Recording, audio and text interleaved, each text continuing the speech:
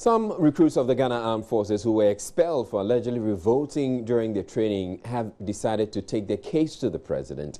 The recruits, numbering about 500, had their enlistment terminated in December last year for misconduct bordering on mutiny. They, however, say they were never given a fair hearing. About 50 of them on Wednesday converged at the Kwame Nkrumah Circle to send a petition to the president through the governing National Democratic Congress. Derek Ekosam has more. The recruits were reported to have defied an order to go jogging as part of their training regime and were said to have staged a demonstration at the Army Recruit Training School at Shai Hills in the Greater Accra region. The Ghana Armed Forces then expelled the entire batch of recruits, set to number 501. But when they converged at the Obra Sports at the Kwame Nkrumah Circle to send their petition to the NDC headquarters, the recruits denied reports that they demonstrated. They would not speak on camera, but explained that they only refused to jog because the regime was too exerting. They insisted their dismissal was unfair and wanted President Mahama, as Commander-in-Chief of the Ghana Armed Forces, to intervene and have them reinstated. After about an hour waiting for their colleagues from other regions to join them, the about 50 recruits made their way to the NDC headquarters, but could not readily find an executive to receive their petition, leaving them feeling dejected. The recruits, at the time Joy News was leaving the party headquarters, had still not been able to deliver the petition. None of the executives were also willing to speak to the issue. For Joy News, Derek Ekosam. The National Communications Authority, NCA, has scrambled a number of free-to-air television channels, including one operated by the controversial evangelist Bishop Daniel Obinim. Apart from Bishop Obinim's religious channel, the NCA also scrambled Kesben TV, Angel TV, Care TV, and Capital TV. ATV, which is owned by businessman and former presidential candidate of the Progressive People's Party, Dr. Kwesi Endom, was also affected. A source at the NCA described the channels as pirate channels, explaining they operated without a license. The suspension of the broadcast are with immediate effect. Most of the channels affected are on the Kane platform.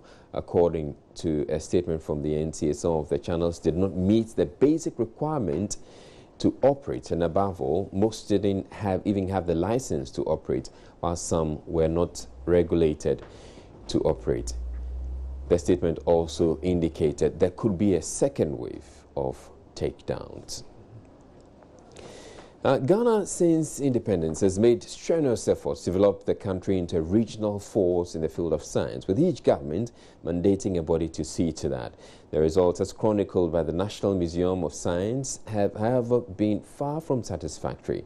But there may be hope in the horizon. Derek Ekosam found out that after 30 years of neglect, the Museum of Science could soon be taking its rightful place in the development of the subject. In the early 1960s, this place was commissioned with one sole aim: to give Ghanaian students and the country as a whole education and practical hands-on experience in the world of science. Now, some 40 or 50 years down the line, I want to see what has happened to this place. Object was built by one Wisdom Tosla. Okay. He was using this bike, as a means of transport. By then he was attending school at the AME Zion School at Mamprobi. And because of necessity, he didn't have a bike, so he constructed this bike. So this is a Ghanaian invention? Yeah, this Ghanaian invention. Okay. So he was using this bike in going to school. And now this particular guy, Wisdom, is now one of the best cyclists in Ghana. He has built a bamboo bicycle. So when Wisdom was going to school, he realized that he needed to be swift and fast. Exactly. So he sat down and then built the bike. This is made of wood? Wood, solely wood. Solely, everything. But this is the first made in Ghana tie. Made by Firestone. First made in Ghana tie. And we have the factory at those days at Bonsa in the Western region. From Firestone, it was changed to Bonsa ties. Yeah. So when was this made? 1978. That was when we have our first made in Ghana tie. We have the crude oil. You process the crude and you get your... when did you get this? Because I know Ghana discovered oil not too long ago. Yes, we got this one even before. because the research has been going on from different, It means that before oil was discovered in the country, there was a possibility that we would discover oil. Exactly. Yes, because somewhere from this Volta Basin. Yeah, this one's from the Volta Basin. My head is turned upside down. I can actually see myself. Get it closely. Closely, like this. Closely. Like this. See how I look? My head is bigger. Yes. And it's a concave mirror. Okay. The object will be smaller. Okay. Convex mirror. A little bit smaller. And it looks like I'm looking at myself in two ways. Okay. So if you are far, you see the object very big. But if you are getting closer, you see the object very small. Yeah. Despite this rich history, the museum is grappling with low patronage. In my 2 hours of being here, only 3 people have come in to see what the facility has to offer. Nsubia Ngai speaks for the Ghana Monuments and Museums Board. The issue of patronage is like we have issues with patronage. Most of our key visitors, if you look at the visitor statistics, is the students in the basic schools that visit here most of the time. And most of the second higher visitor statistics you can look at is the non-Ghanaians. Yeah.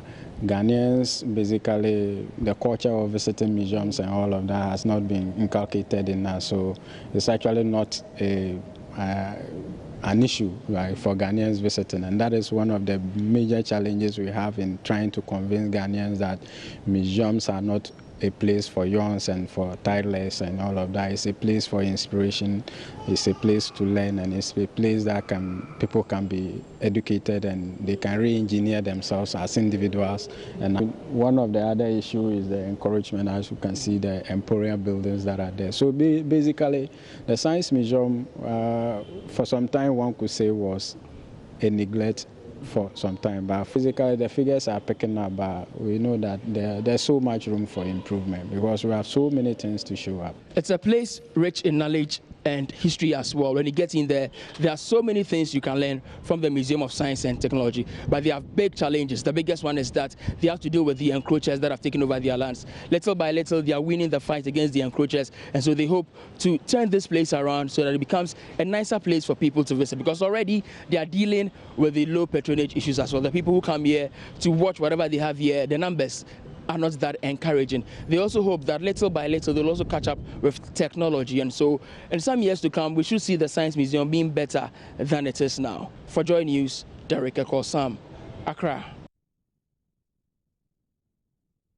The Ghana Health Service says more than 100,000 girls between ages 13 and 19 are getting pregnant every year, bringing to the fore the debate of the appropriate age to introduce young girls to family planning methods. While family planning advocates believe adolescents must be exposed to the various methods as early as possible, there are fears this would encourage them to experiment, making them sexually active way too early. Joy News' Justice Beidou has been to the Volta region, one of the regions with the highest prevalence of teenage pregnancy, to find out how the situation is affecting lives, and has sent us this report. Ghana has a huge problem with rising teenage motherhood, but nobody is talking about it.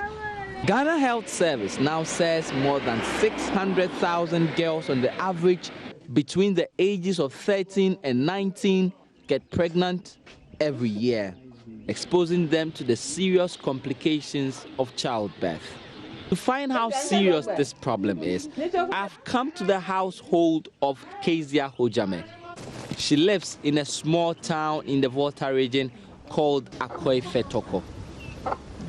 At age 16, Kezia is pregnant with her second baby. Maupemo, her junior sister, is pregnant aged 14, and their mother, at 35, has just given birth to her 7th child with 4 men. Kezia, what do you want to be in future?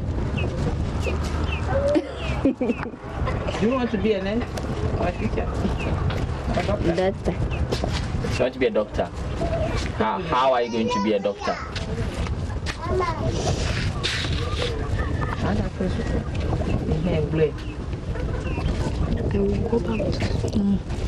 Ghana's new sexual reproductive health policy gives girls the opportunity to take on family planning services. But because of the many complicated cultural beliefs in Ghana, many mistake that as a license for promiscuity and so frown on it.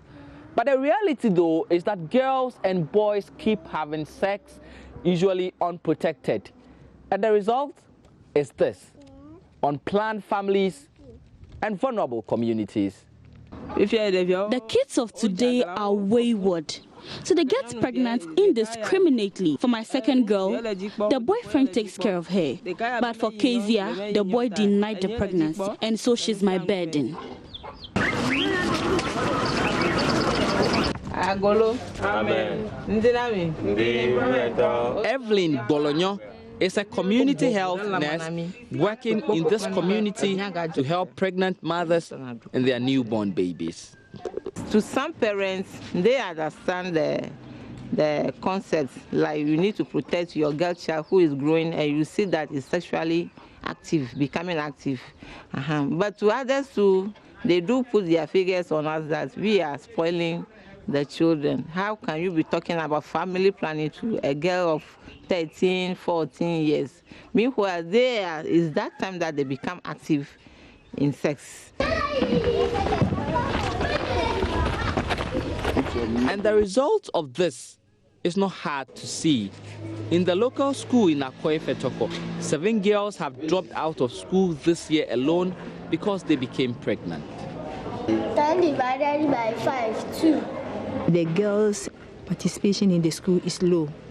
What I realize is maybe in the community they don't have much women or girls, so it affects them. For instance, classes, we have only 3 girls in classes. Yeah, so it means as time goes on, if we don't get a new admission, when they get to Form 3, it means we have only 3 girls that will be there. So if they are home and if they get pregnant, it's a cycle. It will also follow again. If nothing, they don't do anything and they are pregnant, they give birth, they are going to take care of their children single-handedly or struggle to take care of them. So what problems they face is going to recur. A growing problem of teenage motherhood does not only have implications for the health of these girls, it also leaves problems of a country that has growing numbers of people with poor conditions of life. Justice Baidu, Joy News, Akwa-Ifetoko. Medicine for what? Medicine for coffee. Are you coffee? You're watching Joy News Prime. We're taking a break, but when we come back, we have more stories, including the fallouts of the decision by the Bank of Ghana governor to resign before his time. Stay tuned.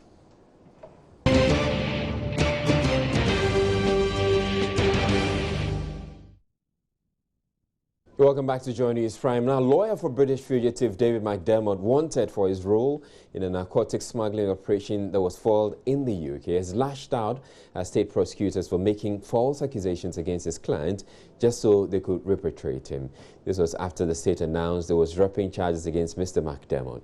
According to the state, they will instead focus attention on the case for his extradition pending at the High Court. Joy News' Raymond Daka was in court and came through with this report. The 42-year-old David McDermott, who is a son-in-law of outgoing governor of the Bank of Ghana, Dr. Henry Kofi Wampa, was arrested in Ghana on March 11. He was brought before an Accra Circuit Court on March 14 and charged with engaging in prohibited business related to narcotics whilst in Ghana. But speaking to Joy News after the charges were dropped, McDermott's lawyer, Victor Adawudu, said he wasn't surprised because the case was dead on arrival. I wasn't surprised because,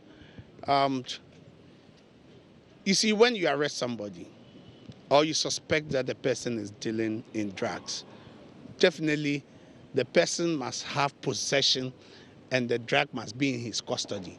He must have knowledge that there is drug with me. This is a case that the gentleman was arrested. All that they took was his phone, camera, and the rest. Nothing was taken. Nothing to suggest that. Now, they arrested him, and this was made in that media tried, and people were being pulled in like the governor, that the son-in-law and others. But we have seen it, that look, it is not. I just wondered that, look, if it's a serious crime, of which we see narcotic is a serious crime, that they have a compelling evidence, they won't take it off. They will not file nolle prosequi. Lawyer Daudu also dismissed claims that the governor of Bank of Ghana is leaving office because of the case. I believe that Dr. Wampa is a level-headed man. He knows his job. He's worked in the public service, Bank of Ghana, for all these years. I'm sure he has seen things in life, things that have shaken, that he was, shook his foundation and others. I think this is not something that has made him, no. He had made all his decision even before this. I don't think that, I haven't spoken to him to know that this is it, but I don't believe that this should be one of the reasons why he wants to step down. No, I don't believe so. The extradition case has, however, been adjourned to April 5 for all sides to deliver their final addresses before judgment is given. Now, Joy News is also learning outgoing Central Bank Governor Dr. Henry Wampa took the decision to retire early as, among others, a face-saving gesture. Dr. Wampa indicated his decision to bow out before the end of this month, although his tenure officially ends on August 5. There are lingering questions on his early retirement, but he's reported to have partly attributed it to the November general elections. Joy News sources at the bank point to the recent arrest of his stepdaughter's husband, a British fugitive, as well as the microfinance crisis. Now, the issue regarding his son-in-law, the British fugitive, you've heard the lawyer debunk that. Now, Manasseh Zuri, when it looks back at the events preceding the embattled governor's retirement. It is often said that the best time to voluntarily bow out of every performance is when the applause is loudest, but that does not seem to be the case for the Central Bank Governor, Dr. Henry Kofi Wampa. Dr. Wampa was the director of the Research and Statistics Department at the West African Monetary Institute before his appointment as the Deputy Governor of the Central Bank in 2009. He took over as head of the Central Bank when then Governor Pakwesi Emisa Arthur was appointed Vice President. He promised to deal with the depreciation of the cedi, but not many players in the industry are happy with the performance of the Ghanaian currency under his watch. Member of Parliament for New Joabin South, Dr. Makasibe Yeboah is one of them. Our currency suffered a depreciation of 31% in 2014. Last year, it did 22%. Companies and individuals who transact business with foreign currency will remember Dr. Wampa for the widely criticized capping of the foreign exchange in order to curtail the free fall of the cedi. One other monetary policy that has not seen positive change under Dr. Wampa is the policy rate, which has risen from 21% to 26% under his tenure. This is the rate at which the central bank lends to commercial banks, and its rise increases the interest rate at which the commercial banks lend to their customers. Dr. Henry Kofi Wampa's tenure as the governor of the central bank also witnessed the most turbulent storm in Ghana's microfinance industry, the biggest microfinance scam in which companies such as DKM Microfinance and Justa robbed hundreds of their earnings. Not a matter of DKM, but government of Ghana, they are robbing us. Yes. They are robbing us. They should have given them the opportunity to give us our money and they close down. They have taken our money and said DKM, we want our money. Many blamed the situation on the Bank of Ghana for reneging on its supervisory role on the microfinances. But the most surprising voice was that of President Mahama when he delivered the State of the Nation address. A lack of effective supervision on the part of the central bank has resulted in many cases in which microfinance companies licensed by the bank have breached the rules of procedure they were supposed to follow and have created supposed pyramid schemes that eventually came crashing down. Mr. Speaker, one such case is DKM. Earlier this month, news broke that the British fugitive arrested in Ghana was married to Dr. Wampa's stepdaughter. At a recent press conference, he was asked if he would resign over the matter. Son-in-law is my son-in-law. has nothing to do with me being governor of the central bank. Yes. I've made a statement on that, and that is, I think, enough for you. Yeah. My term will end this year, and I will let you know when I'm going. It is not clear why Dr. Wampa has decided to exit earlier than expected, but Joy News sources say he has fallen out with the government. According to sources at the bank, the Mahama administration wanted a bailout for victims of the microfinance scam, but Dr. Wampa insisted that was not the mandate of the central bank and refused to take any undue action for political expediency. All right, so there have been a number of fallouts since the announcement by the governor that he intends to resign before his time. And I'm joined here in the studio by George Rafi. He's with our business desk, and he's going to be sharing some insights with us. Plus, most importantly, he has had some engagement. He has met with the governor, or you've had some engagement with the governor in today. Yeah, you're right on that. All right. So, what did you get from him as to the reason why he's actually resigning before the end of his time? Because we're looking at he supposed to stay on until August 5, and then he talks about the fact that the elections are coming up. People don't seem to buy this election excuse. And it's interesting because Israel, when he was first confirmed in 2013 April, we knew that was where his tenure will start from.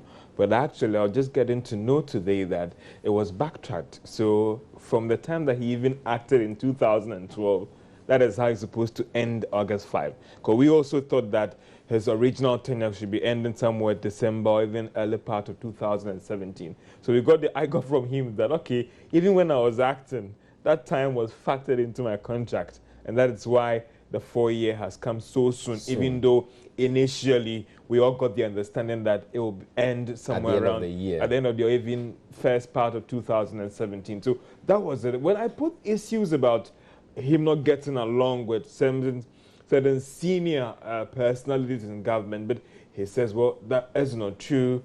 I get along with them, we work. But Israel, And when you talk about not getting along with the senior persons in government, who exactly are we referring to? Are we talking about the vice president? Not specifically them, but there were rumors even about even the president himself, and also the vice president, and even the finance minister, and some other people within government. But he was saying that is not true. Let's look at even the finance minister. I was working with him on the IMF program. So we were putting notes together and all those things. But Israel, some also argue that we can draw the line between working relationship and personal relationship. So if there are reports that I wasn't getting the necessary personal support from these senior persons in government, then is it worth staying on?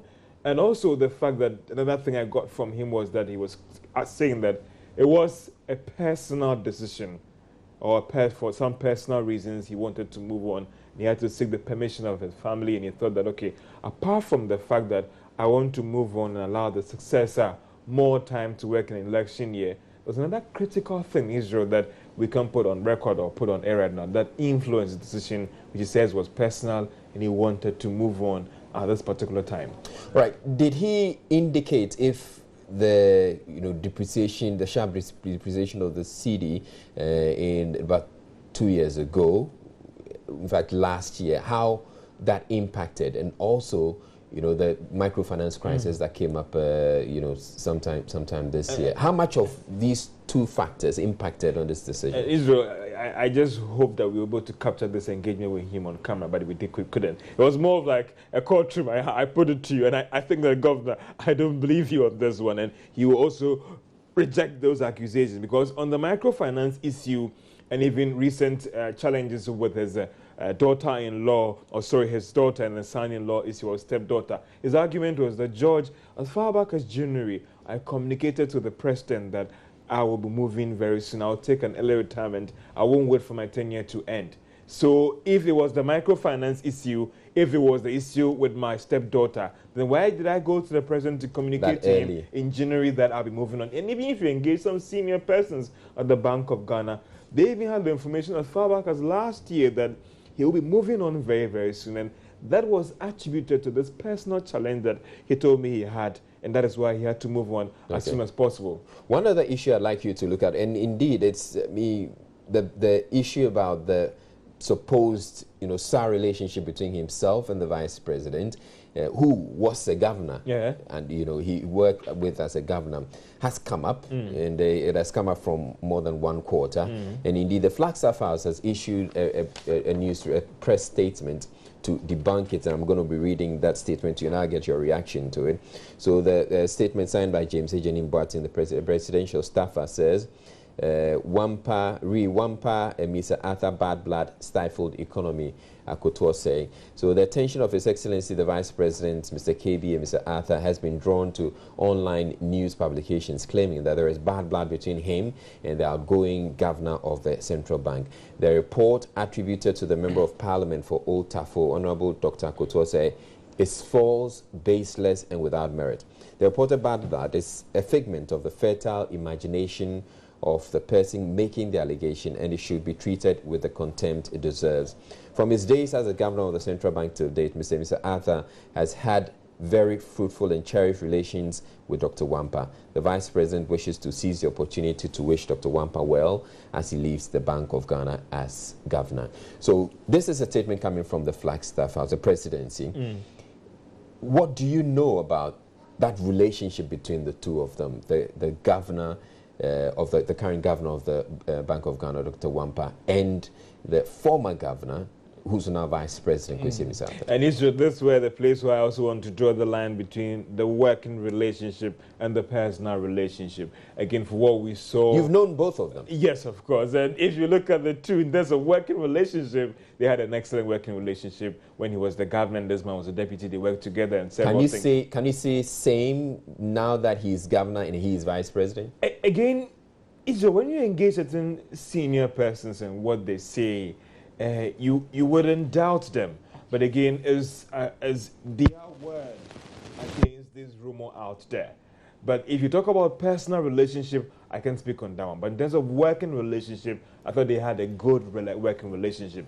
Again, when you engage the Vice President, you get from him that I would come in as and when it matters.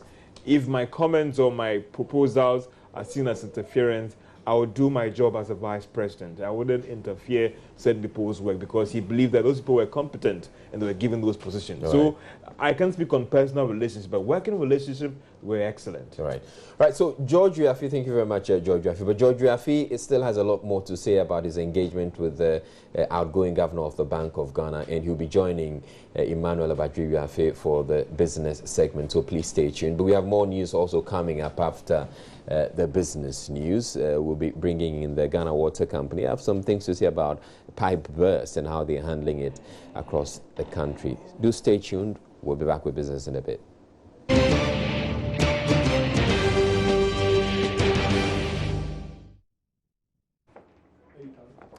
Hello, good evening, and you're welcome to Business, bringing to you more updates on the retirement of the governor of the central bank. And the governor of the central bank, Dr. Kofi Wampa, has denied speculations that he's been forced out of office. The governor, Dr. Wampa, is to officially end his 4-year term on Friday, April 1, instead of the August 5 deadline, 4 months ahead of the end of his contract. Joy Business, George Riafi spoke with the governor earlier in the day and joins me again in the studio to tell us what transpired. George, you're welcome again to the business segment. Thank you so much. I would like to know from you what the governor think about the stability of the city. I mean, did he do well? Did he give you any assessment? I mean, basically, you know that some people would want to measure every governor's tenure by what he did with respect to the local currency. And for him, his argument was that, well, some people have accused him that he failed to do or execute one of his core mandate of stabilizing the Ghana city. But his argument was that when it comes to all the monetary tools that was available to him to use, he deployed it, he did it best, but it wasn't necessary support on the fiscal side or from the executive to support him. So you can't blame him that he failed to do his work as a governor of the Bank of Ghana. So on his part, he thought that he did what he was supposed to do as a governor, but the fiscal measures didn't support him, didn't stop the expenditure and all those things. He also argued that, listen, look at the Nigerian economy, or look at the Nigerian currency, look at the South African currency. You could see that they are all suffering. So was it more of external factors that also influenced the performance of the Ghana city? And he argues that some of these measures that he took are actually yielding some result, in terms of the amount of Ghana cedi in circulation, and also the fact that we've seen some marginal stability with respect to the Ghana cedi. Okay, so what kind of person does he wish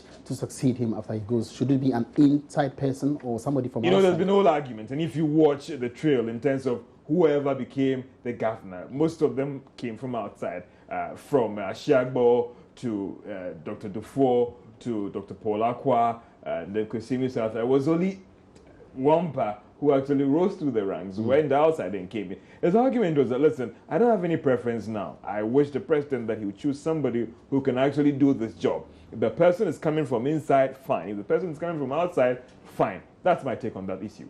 Any hint on whether the DKM issue was really part of the reason? No, because his argument was that, listen, I told the president in January that I want to move on, then my time ends. So that DKM issue came in later. So that cannot be the DKM issue or even the issue with my stepdaughter.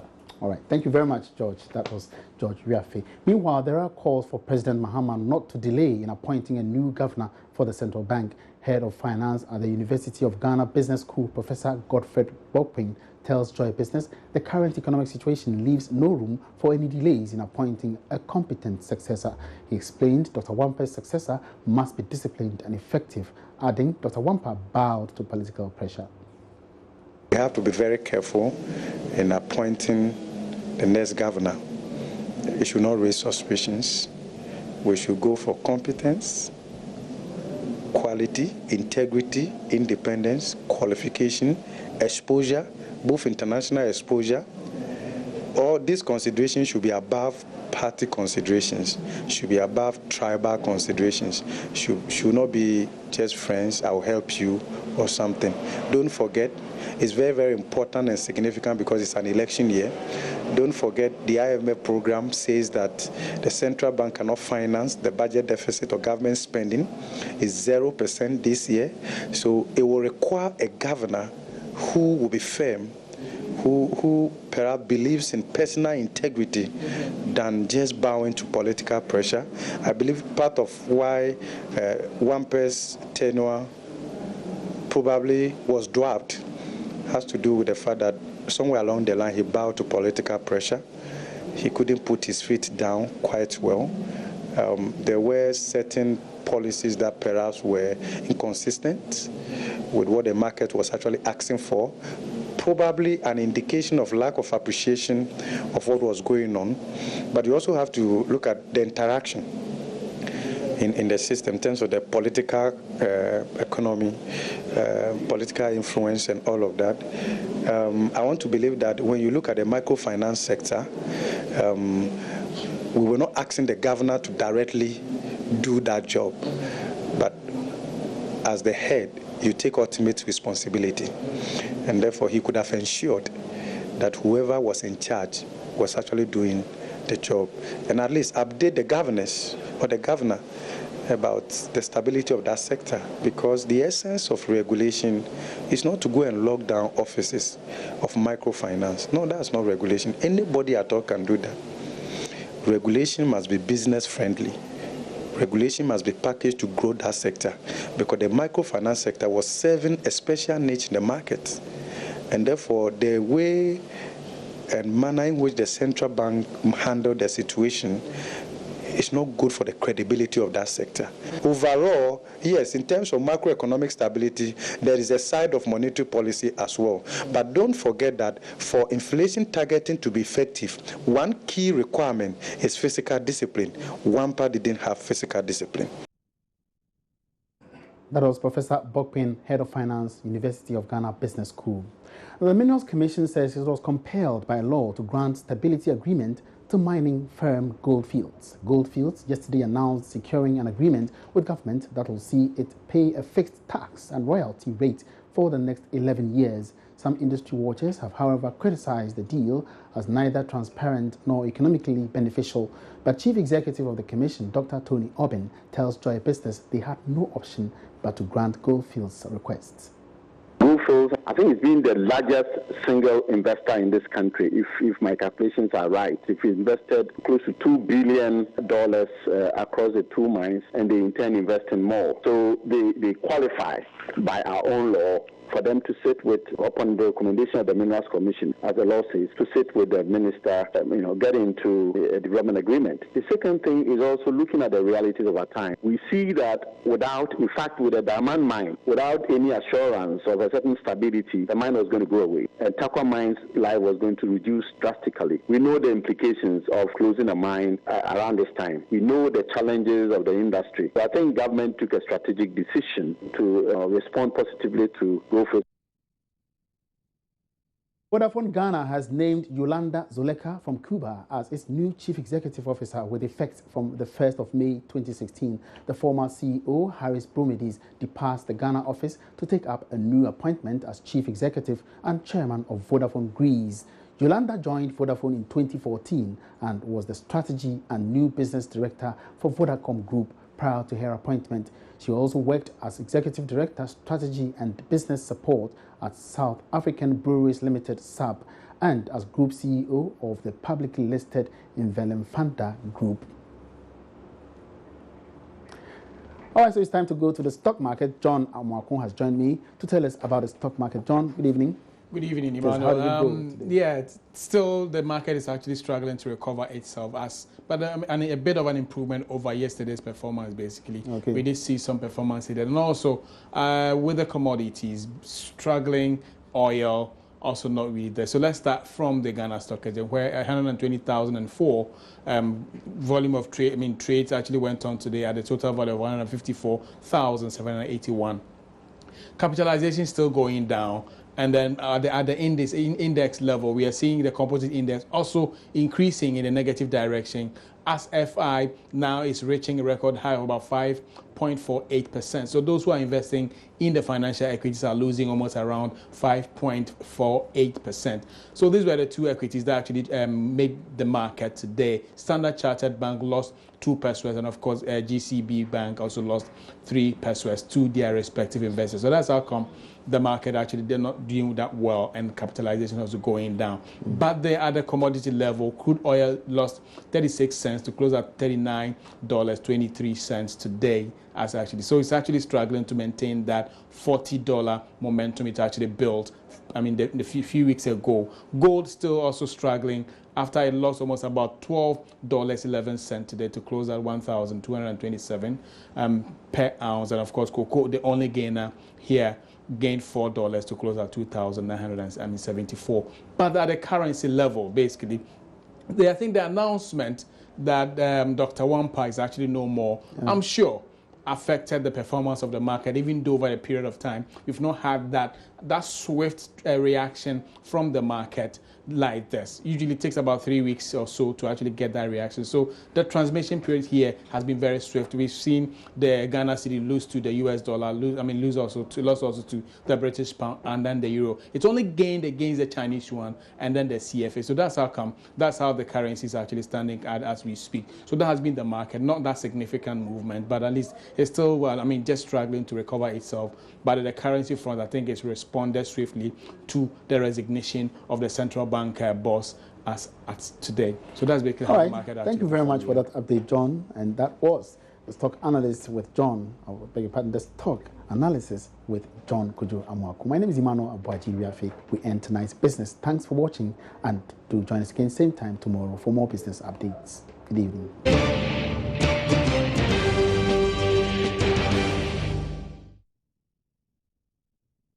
Welcome back to Joy News Prime. Now, the Ghana Water Company on Wednesday fixed a 3-week-old pipe burst at McCarthy Hill here in Accra. It follows a Joy News report highlighting the extent of wastage for the period that the treated water flowed out of the breach in the pipeline, even as hundreds of communities across Ghana struggled to get potable water. Fifi Kumsing filed that report. One such broken pipeline is at the base of the McCarthy Hill here in Accra. I feel very embarrassed to the country because this thing has been there for too long. If like ordinary ones, we used to do it by ourselves, but this is the main pipe, we cannot do it, so they're supposed to come and do it, but nobody has shown up. And when you see this, how many waters are flowing just like that, so it's very, very, very shame. The broken pipe in this drain is responsible for the volumes of water gushing out. The best is said to have happened over 3 weeks ago but officials of the Ghana Water Company have yet to fix it. Residents say hotlines of the water company have been inactive.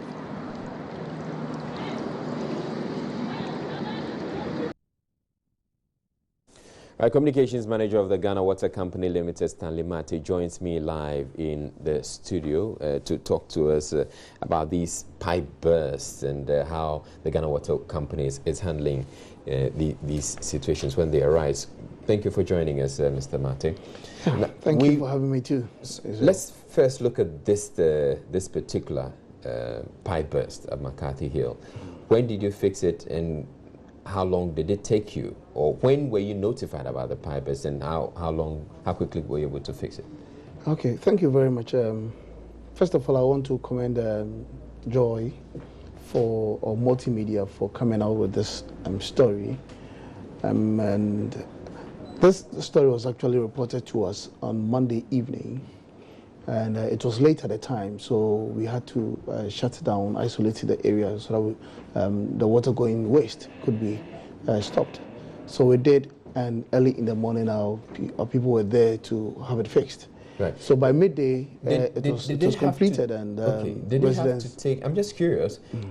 My understanding is that this damage has been on for like 3 weeks. Yeah.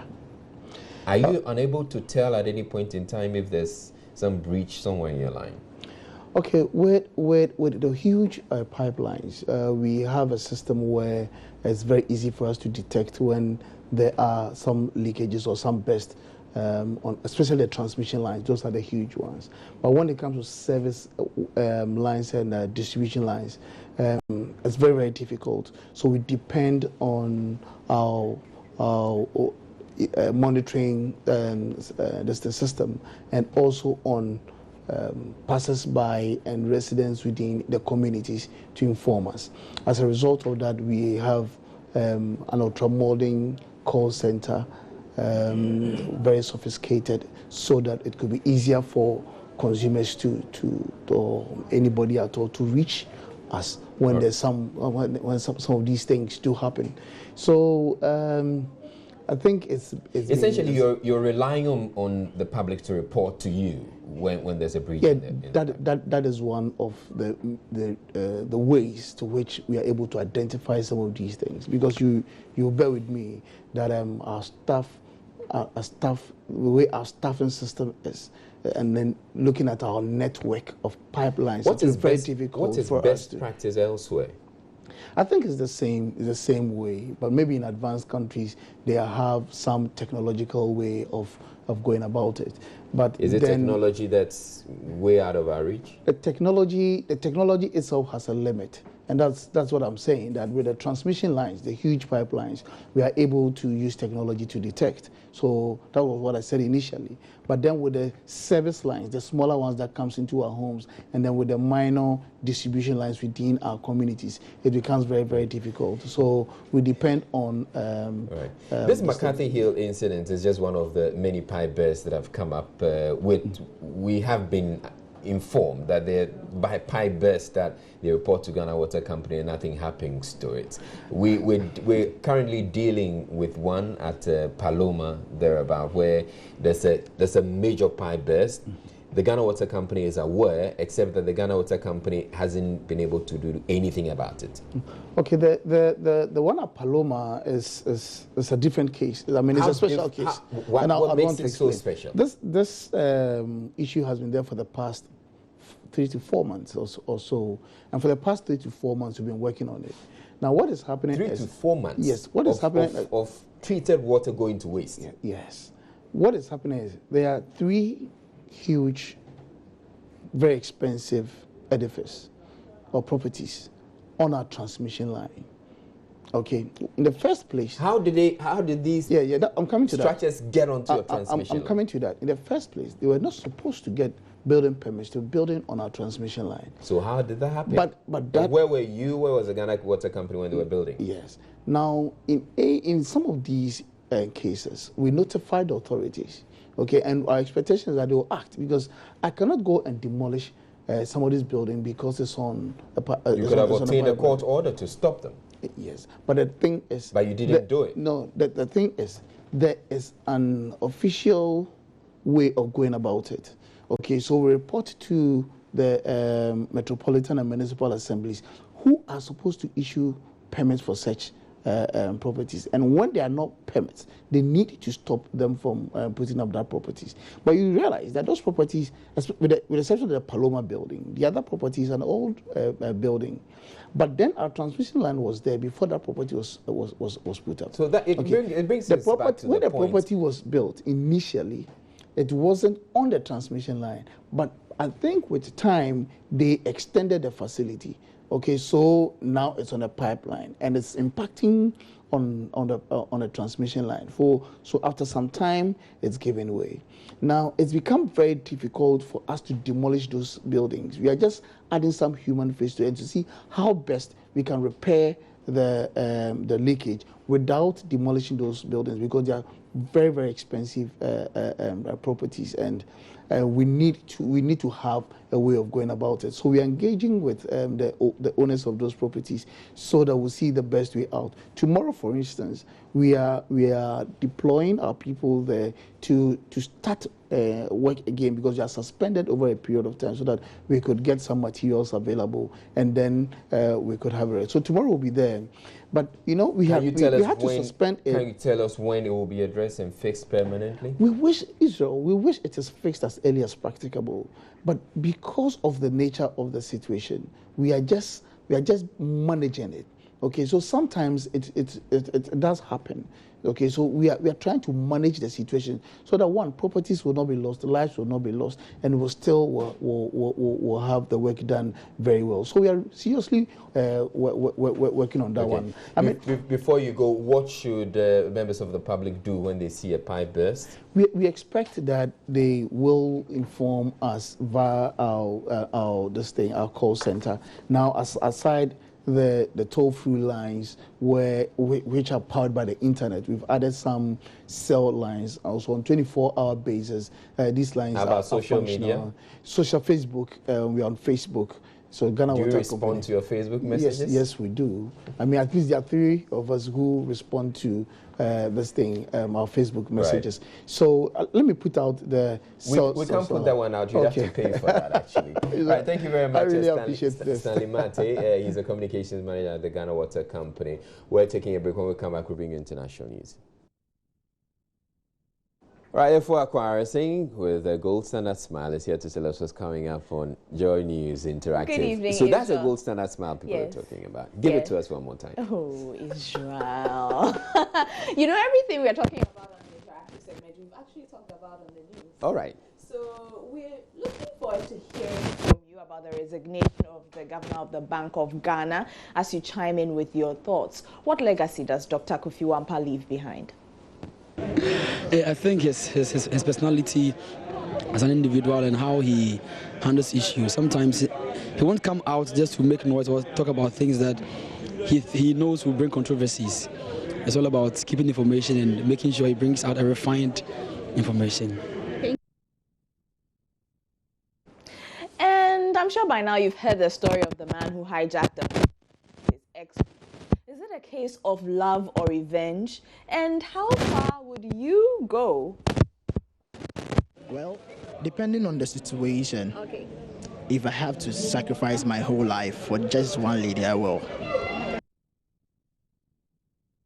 The National Communications Authority takes down 5 stations. Looking forward to hearing from you on all these issues. Please join us in the next hour of the news with your comments. Israel. Well, there's a lot of juicy things to talk about. So we're expecting your comments to come through, and we'll take them in the next half hour. But we also have sports and entertainment coming up in the second hour. Please stay tuned.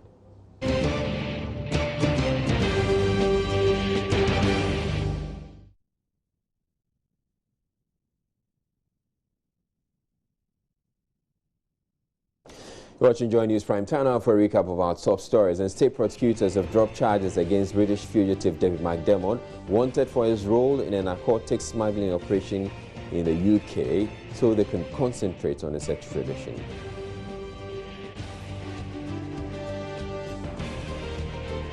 Recruits of the Ghana Armed Forces dismissed for misconduct have appealed to President Mahama to intervene in their situation amidst claims they were never given a fair hearing in the matter. The National Communications Authority is taking off television channels it says were broadcasting without a license. They include OBTV, which is operated by Evangelist Bishop Daniel Obinin. In business, outgoing Central Bank Governor Dr. Kofi Wampah denies speculations he's been pushed out of office as experts call for the early appointment of his successor.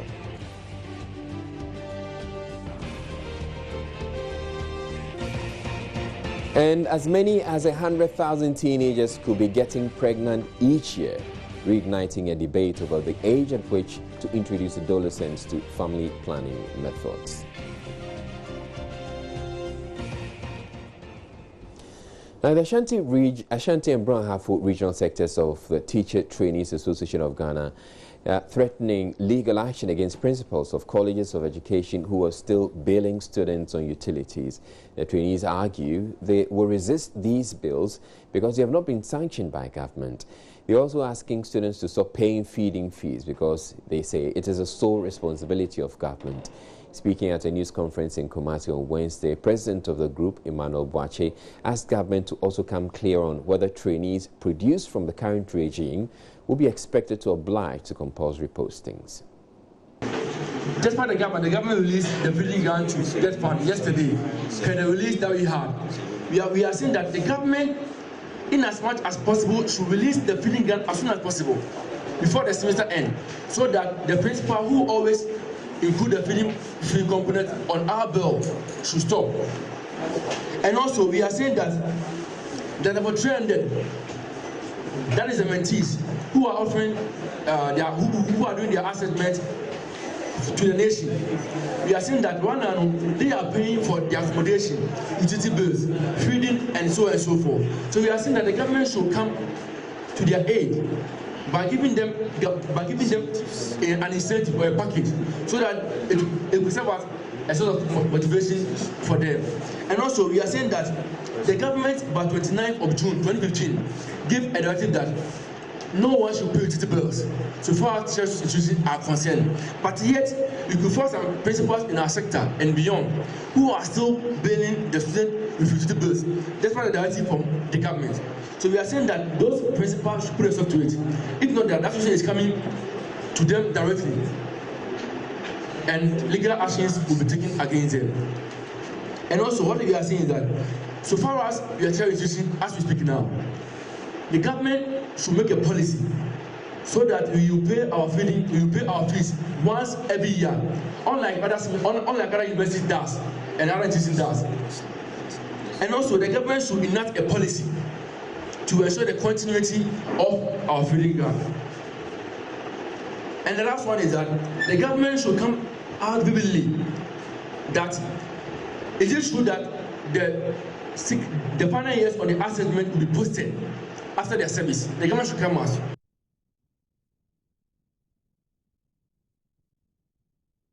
The local government ministry is reviewing the National Sanitation Day program to make it more effective. The exercise, aimed at improving sanitation across the country, encourages all citizens to clean their surroundings whilst also mobilizing communities to participate in similar exercises at the regional level. The next event is scheduled to take place on the first Saturday of every month. Officials, however, say this Saturday's cleanup will not be held at the regional level. Stakeholder meeting at Koforidua in the Eastern region is meanwhile contemplating how to roll out the program at the national level with a new emphasis to break the cycle of epidemics each time the rainy season sets in. Cholera is one such disease which tends to claim scores of lives each year. The local government ministry, however, says it is taking steps to avoid a situation where government will be overwhelmed by another disease outbreak this year.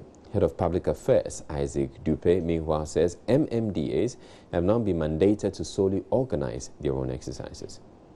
If you are to sweep your house, does it need fortune to sweep your house or to keep your surroundings clean?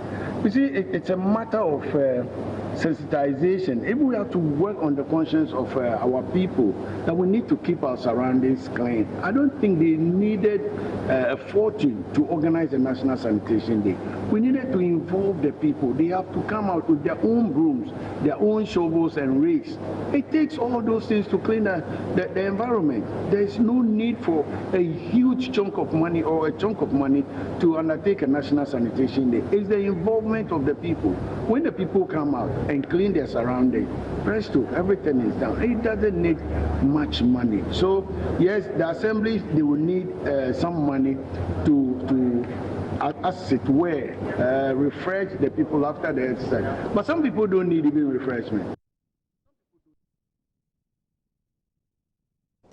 There is a looming conflict at Atani, a farming community in the Shama district of the Western region, over the alleged forceful eviction of some farmers from their lands. One Nana Entofo, popularly known as Rashid, is said to have contracted land guards to terrorize the farmers, forcing many residents to flee the town. Western Region correspondent William Benjamin Peters reports that farmers whose crops were destroyed in the process are threatening to fight back and reclaim their lands.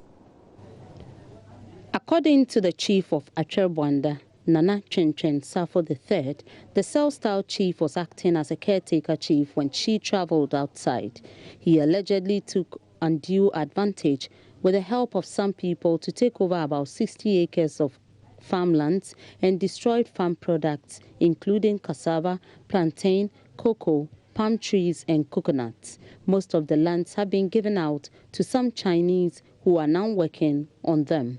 The chief added that the police in the area have failed to act despite several complaints lodged by victims, while some residents who dare challenge the authority of the cell-style chief are either arrested or beaten up by his supporters. She further added that most of the residents, including herself, have fled the town for fear of losing their lives.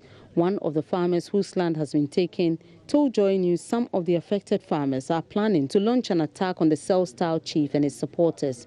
But speaking to Joy News, the accused chief, Nana Kwesi Ntofo, says the accusations are false. He also alleged that the former chief abandoned the community since 2007 and traveled to the United States, at which instance the kingmakers decided to replace her.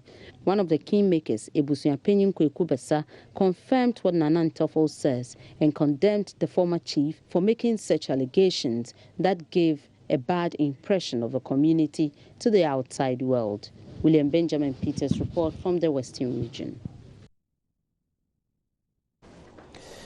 The next up, we bring you entertainment. All right, that'll be all for the bulletin. Before we go, though, a quick run through our top stories. The state prosecutors have dropped charges against British fugitive David McDermott, wanted for his role in a narcotics smuggling operation in the UK, just so they could concentrate on his extradition.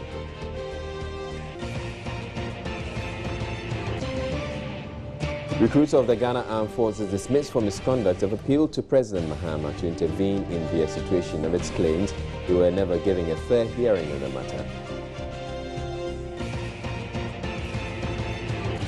The National Communications Authority is taking off about 6 television channels, including OBTV, set to be broadcasted without a license. In business, outgoing Central Bank Governor Dr. Kofi Wampa has denied speculations he's being pushed out of office, but experts are calling for the early appointment of his successor. As many as 100,000 teenagers could be getting pregnant each year, reigniting a debate over the age at which to introduce adolescents to family planning methods. Now, for more news, you can log on to myjoyonline.com. My name is Israel. On behalf of the team, I wish you a good night.